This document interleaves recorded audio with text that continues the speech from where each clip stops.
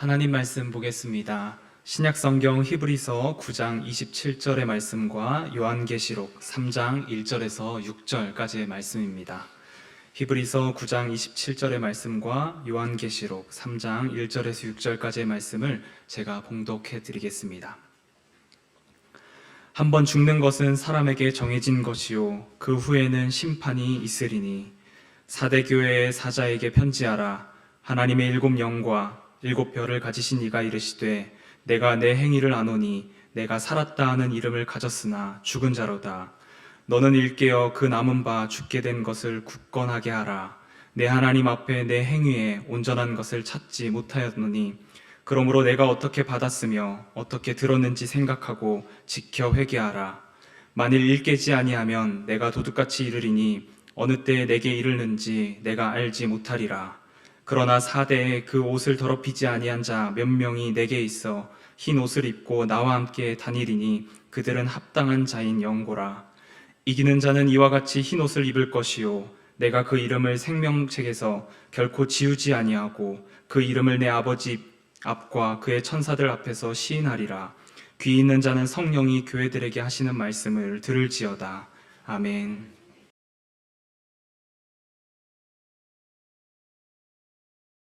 오늘도 예배 자리에 오신 우리 성도님들과 각 가정에서 예배하는 우리 성도님들의 삶 위에 주님의 은총과 평강이 가득 넘치기를 간절히 축복합니다. 오늘은 사도신경 11번째 시간으로 나는 산자와 죽은 자를 심판하러 오시는 예수님을 믿습니다. 이 구절로 함께 말씀의 은혜를 나누고자 합니다. 우리 지금까지 이제 사도신경의 말씀을 10번, 지난주까지 10번을 살펴보았는데요. 사도신경의 내용을 보면 가장 많은 부분을 차지하고 있는 부분이 성자 예수님에 관한 부분이다라는 말씀을 드렸습니다. 반 이상이나 성자 예수님에 관한 고백이 담겨져 있는데요. 그 이유는 예수님의 과거의 사역, 그리고 현재의 사역, 미래의 사역을 나누어서 하나하나 세밀하게 조목조목 설명하고 있기 때문입니다. 지난주에 우리는 사도신경을 통하여 지금 현재의 예수님은 무엇을 하고 계시는지에 대해서 함께 우리가 살펴보았습니다. 하늘에 오르시어 전능하신 하나님의 우편에 앉아 계시며 우리를 위하여 친히 중보하고 계시는 분이 우리 예수님이다 라는 말씀을 함께 나누었습니다. 오늘 우리가 함께 살펴볼 구절은 예수님의 미래 사역, 장차 오셔서 하실 사역에 대한 부분입니다. 오늘 사도신경 우리가 살펴볼 구절은 나는 산자와 죽은 자를 심판하러 오시는 예수님을 믿습니다 하는 이 구절입니다. 성경은 예수님께서 미래에 오셔서 이렇게 산자와 죽은 자를 심판하러 오실 것이다 라는 말씀을 계속해서 언급하고 있는데요. 신약 성경에서만 무려 300회 이상 예수님의 재림과 심판에 관한 말씀을 언급하고 다루어 주고 있습니다.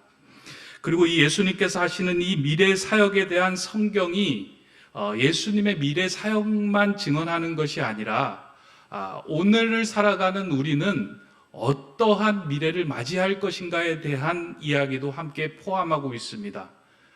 우리는 모두 다 죽을 것이며 우리는 모두 다 그리스도의 심판대 앞에 서게 될 것이다 라고 우리 인생이 당하게 될 미래의 그 일까지 성경은 우리에게 알려주고 있습니다. 이에 대하여 우리가 읽은 히브리서 9장 27절은 명확하게 이렇게 기술해주고 있습니다. 한 번 죽은 것은 사람에게 정해진 것이요 그 후에는 심판이 있으리라. 이어서 고린도후서 5장 17절에서는 이는 우리가 다 반드시 그리스도의 심판대 앞에 나타나게 되어 각각 선악간에 그 몸으로 행한 것을 따라 받으려 함이라. 성경은 이렇게 모든 사람이 죽게 되는 것과 죽음 이후에 심판이 있다라는 사실을 명확하게 기록해주고 우리에게 알려주고 있습니다. 그런데 이러한 죽음과 심판에 대한 사상은 성경에만 기록된 것이 아니고요. 타 종교에 그리고 타 종교가 가지고 있는 경전에도 기록되어 있는 내용입니다. 물론 심판하는 주체가 다르지만 다른 종교에서도 죽음과 심판에 대한 사상들이 실려져 있죠. 특별히 이제 우리나라 같은 경우에는 기독교가 들어오기 전까지 유교, 불교의 영향을 많이 받았는데 장례식장에서의 많은 영향들은 불교의 영향들이 많이 녹아져 있습니다. 그래서 장례식장에서 사용하고 있는 문구나 장례식장에서 사용하고 있는 어떤 장례의 그 예식들을 보면 대부분 어떤 불교의 영향을 받은 것들이 그대로 고스란히 남아 있습니다. 그래서 기독교인들도 장례식장에 가면 알게 모르게 이 불교의 죽음과 심판의 사상의 영향을 받은 이야기를 하기도 하고 그와 같은 말을 하기도 합니다. 그것이 잘 담겨져 있는 것이 장례식장에서 우리가 흔히 보게 되는 조화의 문구나 인사말입니다. 아마 여러분들도 장례식장 가서 한 번쯤은 보았거나 또 한 번쯤은 그렇게 이야기를 했을 겁니다. 고인의 명복을 빕니다. 아마 조화를 통해서 보거나 여러분들도 유족들에게 유족을 위로한다라는 차원에서 그렇게 여러분들이 말한 적이 있을 겁니다. 고인의 명복을 빕니다. 그런데 이 인사 문구는 불교의 죽음과 심판 사상이 그대로 담겨 있는 용어입니다. 고인의 명복을 빈다라는 말은. 그래서 기독교인들이 사용해서는 안 되는 인사가 바로 이 고인의 명복을 빕니다라는 말입니다. 왜냐하면 명복을 빈다라는 말은 불교식 인사로 사후의 세계를 일컫는 명부에서, 그러니까 어두운 곳, 명부라는 곳이 어두운 곳이라는 의미인데요. 그 명부에서 지옥에 떨어지는 심판을 피하게 해달라는 기원의 인사가 명복을 빈다라는 말입니다. 불교에서는 사람이 죽으면 3일간 이승에서 머물다가 명부라고 하는 곳에 도착한다고 합니다. 그리고 그 명부에서 죽은 자를 심판하는 10명의 명부 시왕이 있는데 그 명부 시왕 중에 7명의 대왕에게 각각 7일씩 49일 동안 심판을 받게 됩니다. 아마 여러분들 중에 신과 함께라는 영화를 보신 분들은 이 장면들이 싹 지나갈 겁니다. 그 명부에서 여러 가지 명부 시왕들이 등장하는데 그 사람들이 한 사람당 7일씩 그 사람에 대해서 심판을 하고 이 모든 심판이 끝나는 그 기간이 49일이 걸립니다. 그래서 불교에서는 장사한 지 49일이 지나면 49제를 지냅니다. 아마 49제도 여러분들은 익숙하게 들어서 잘 알고 있을 겁니다. 간혹 49제는 불교에서 지내는 그 이제 장례의 예식인데 기독교회 그리고 천주교에 다니시는 분들 가운데서도 이제 목사에게 부탁을 하시는 분들이 간혹 있습니다. 목사님, 이제 우리 부모님 장례한 지 49일이 지났는데 오셔서 좀 이렇게 장례 예배 좀 드려 주십시오라고 얘기를 합니다.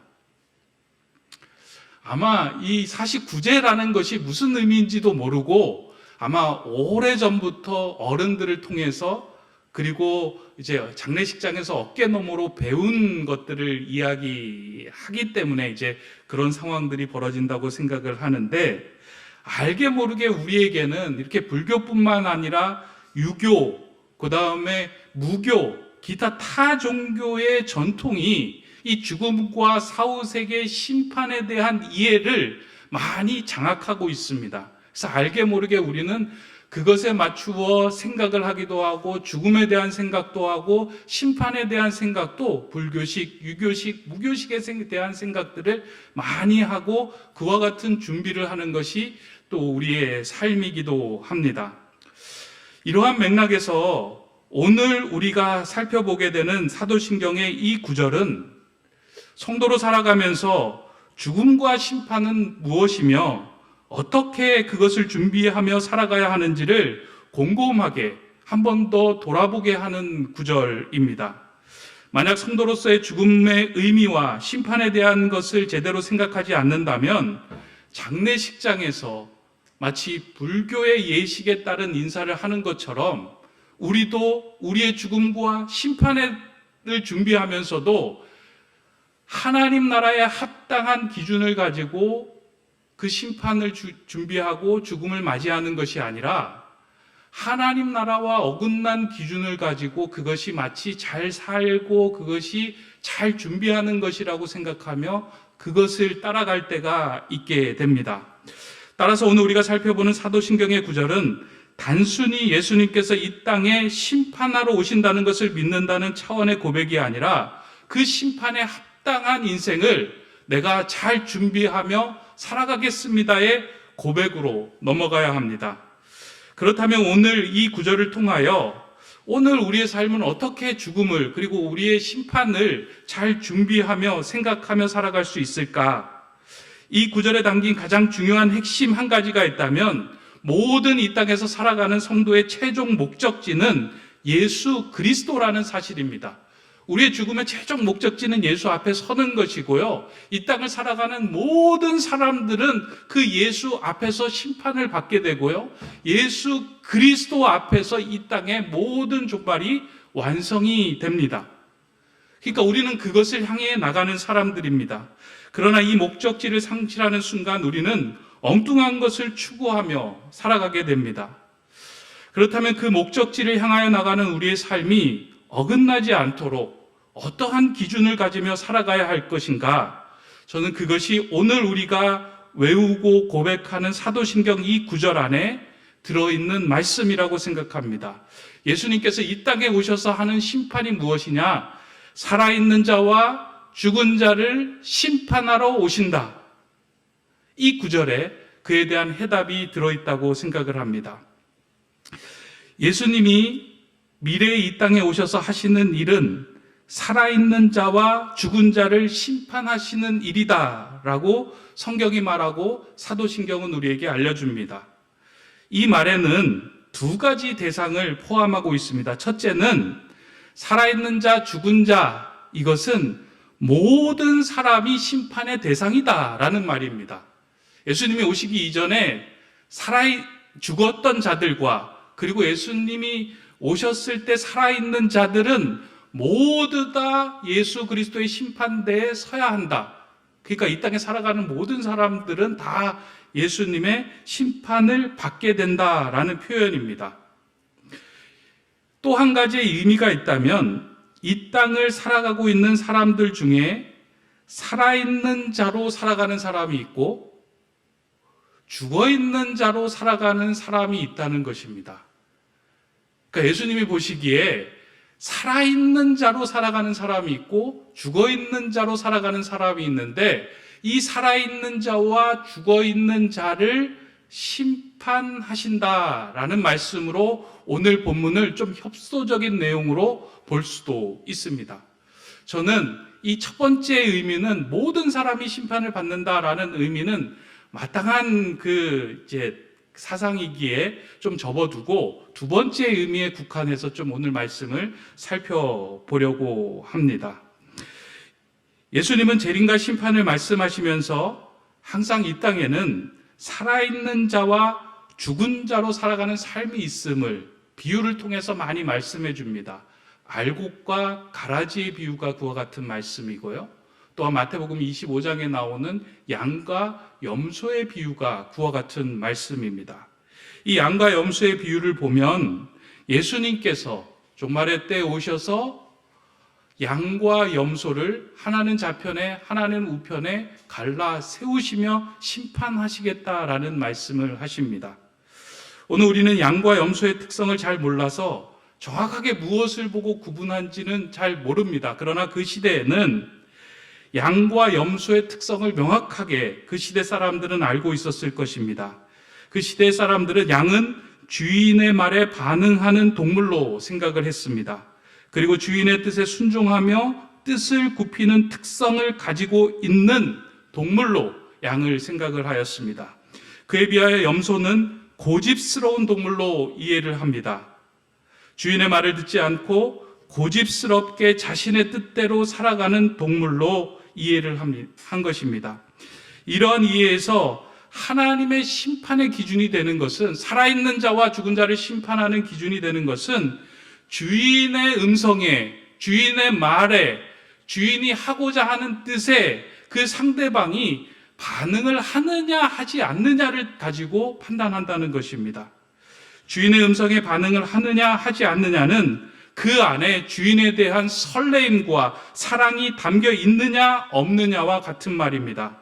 그 설레임과 사랑에 반응하는 마음을 가지고 있다면 그 삶은 살아있는 삶이고, 그 반응하지 않는 삶을 살고 있다면 그 삶은 죽은 삶이라고 본 것입니다.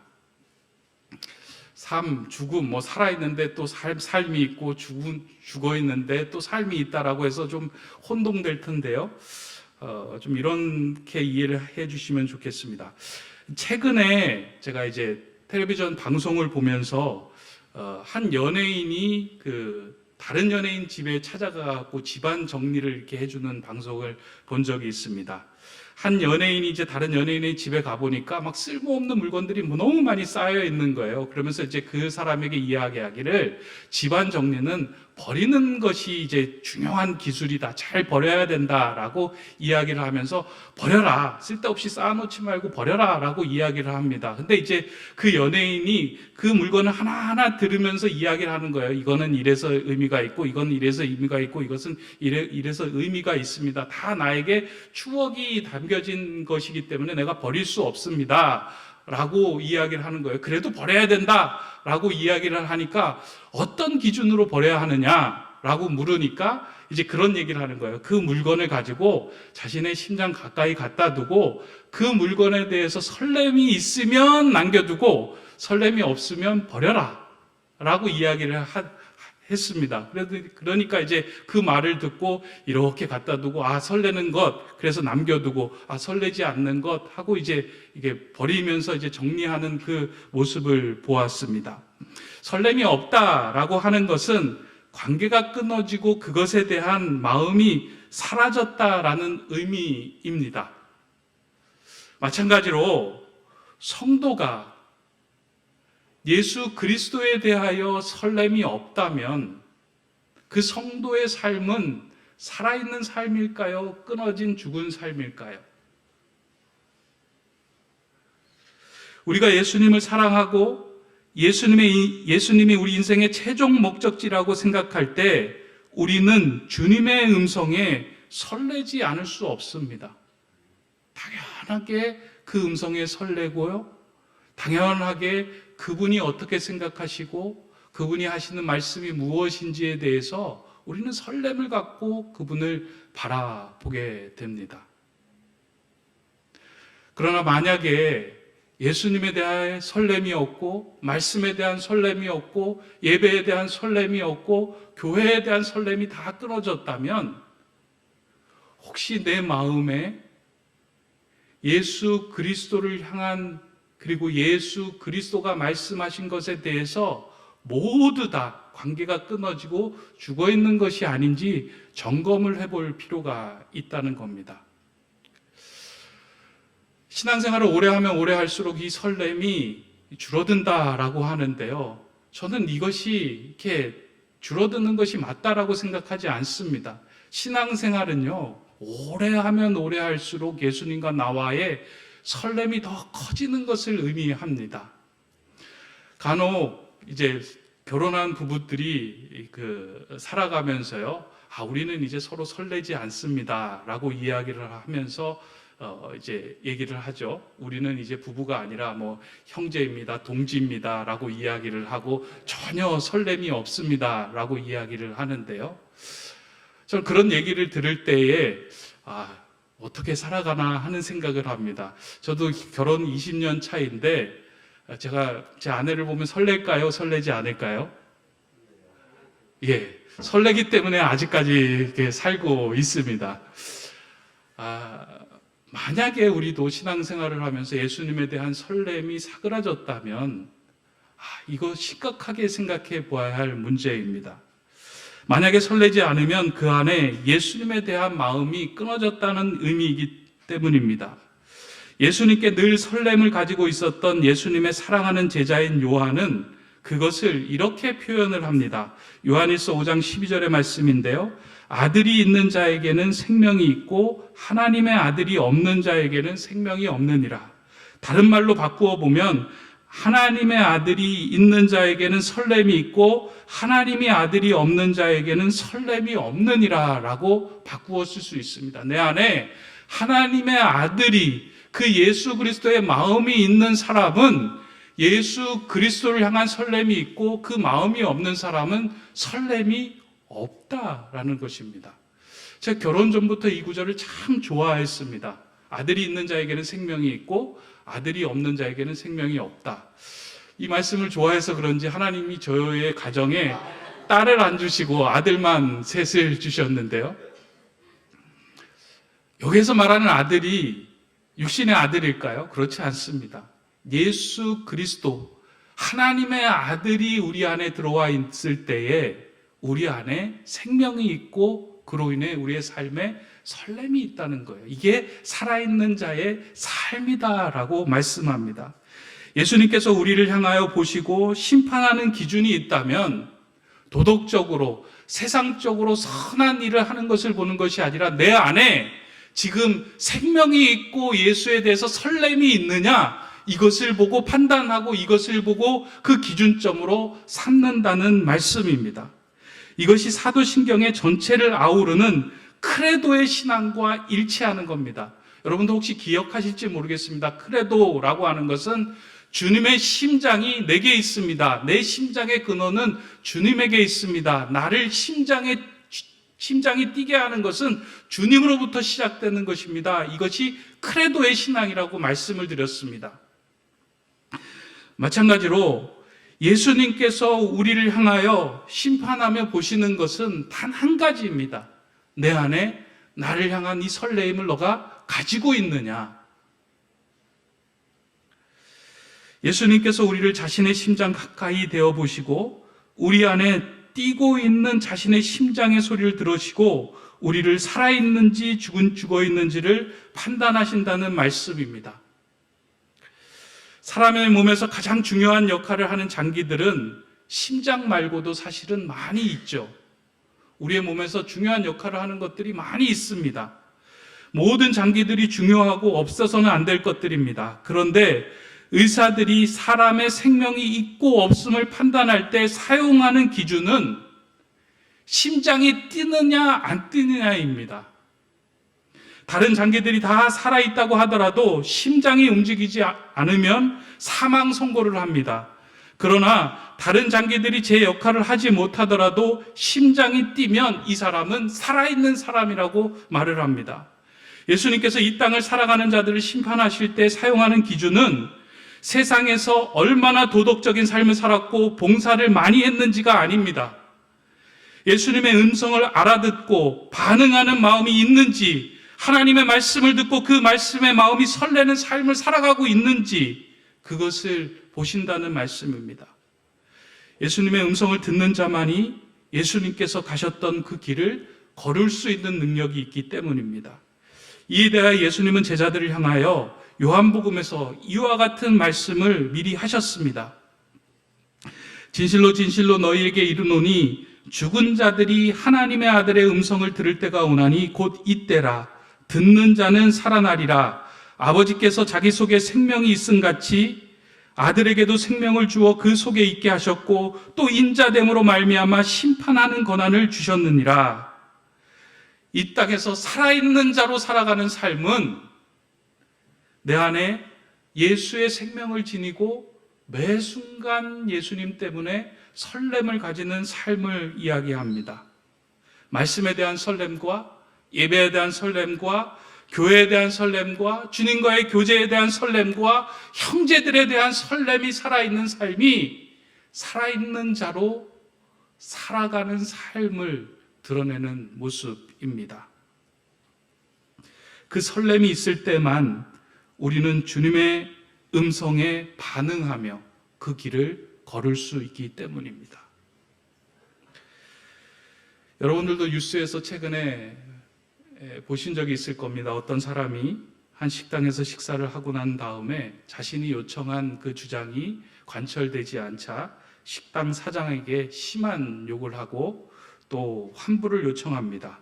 그것이 제대로 되지 않자 온라인에 그 식당이 불친절한 식당이라고 올리면서 이 갑질 아닌 갑질을 하게 된 그 사건이 있었습니다. 처음에는 그렇게 한 사람이 무엇을 하는 사람인지 보도가 되지 않다가 며칠 지나고 난 후에 그 사람이 무엇을 하는 사람인지 보도가 되었습니다. 며칠 후에 보았더니 그 사람은 목사였다.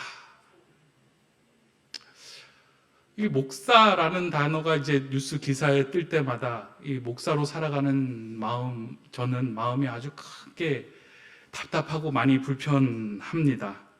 이 목사는 하나님 나라의 문을 열어서 사람들로 하여금 하나님 나라가 얼마나 아름다운 것을 보여주는 문지기를 하는 사람인데, 목사의 삶이 하나님 나라의 문을 굳게 닫는 일들만 보면 제 마음이 답답해지고 나는 그와 같은 사람이 아닌가라는 생각에 깊게 이렇게 마음이 우울해질 때가 많이 있습니다.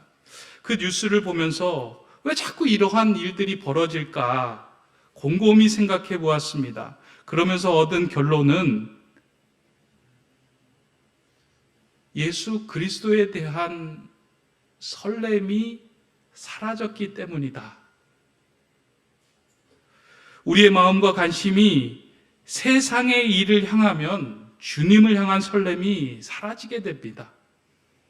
아무리 목사여도, 아무리 장로여도, 아무리 선한 일을 많이 한 사람일지라도 예수 그리스도에 대한 설렘이 사라지고 예수 그리스도에 대한 마음이, 심장이 뛰지 않으면 그 사람이 내뱉는 행동과 삶과 말들은 살아있는 삶이 아니라 다른 사람들을 죽게 하는 죽음의 삶입니다.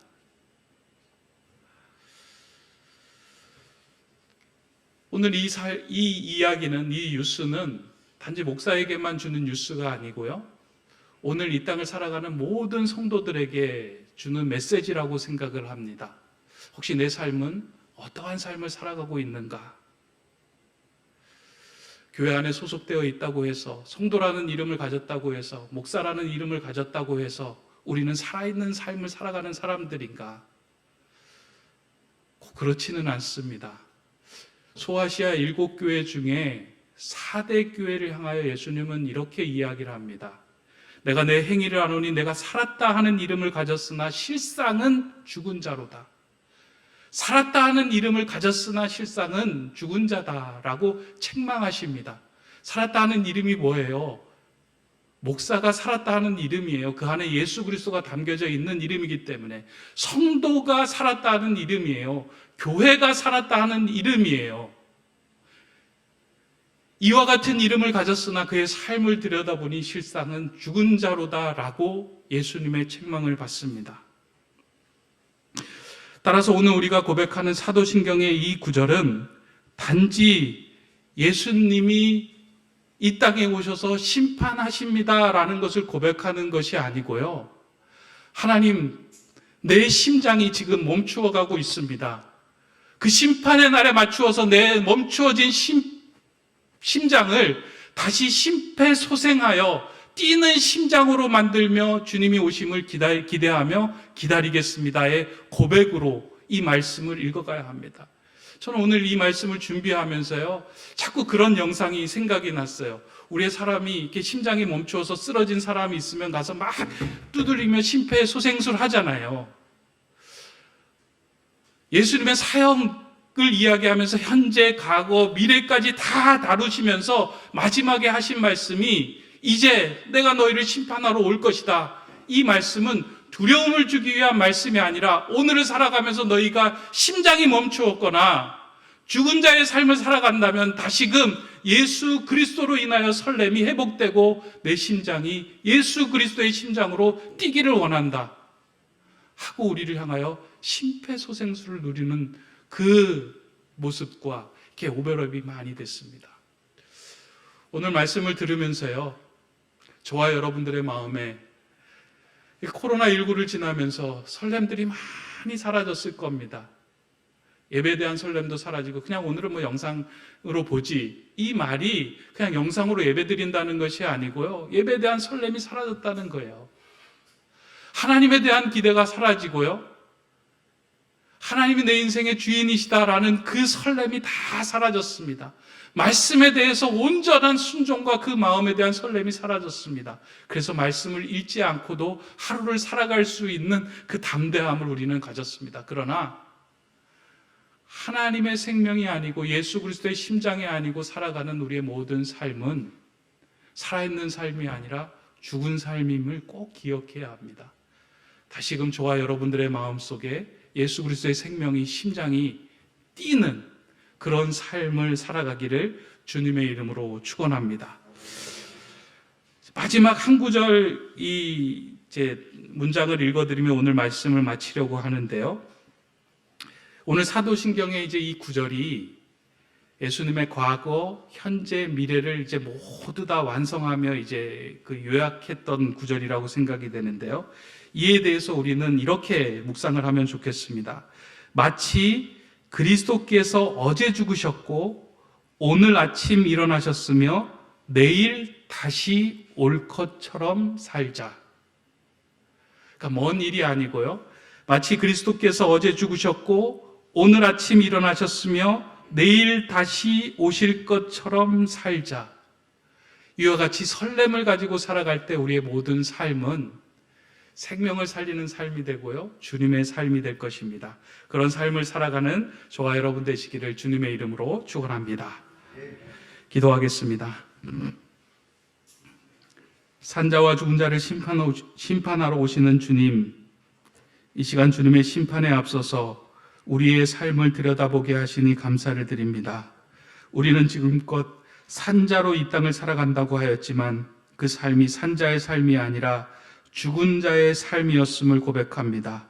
예수 그리스도의 보혈의 공로를 힘입어 다시금 산자의 삶을 살고자 하오니 내 안에 예수의 생명이 움직이게 하여 주시고 예수 그리스도의 심장이 나를 온전히 주장하는 삶이 되게 하여 주시옵소서. 예수 그리스도의 이름으로 기도드립니다. 아멘.